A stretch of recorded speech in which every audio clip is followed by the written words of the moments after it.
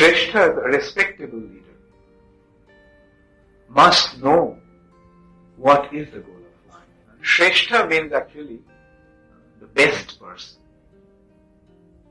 The best people in the human society should lead the rest of the society. And who are the best people? The best people are those who have taken shelter of the lotus feet of Krishna. The best people are those who have been properly trained by other best people.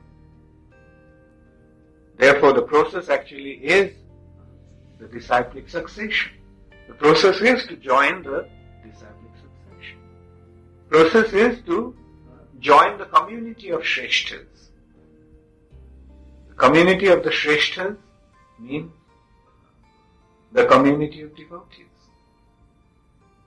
And the way to join that society, the way to join that community is to be surrendered to such a spiritual leader, such a śreṣṭha,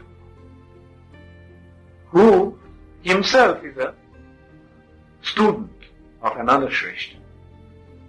And not only he is a student, but he is an ideal student. Ideal student means he is following the teachings of his teacher. So a real student is he who is faithfully, with full determination and conviction and loyalty, is following the instruction of his teacher. And those who do that, they are the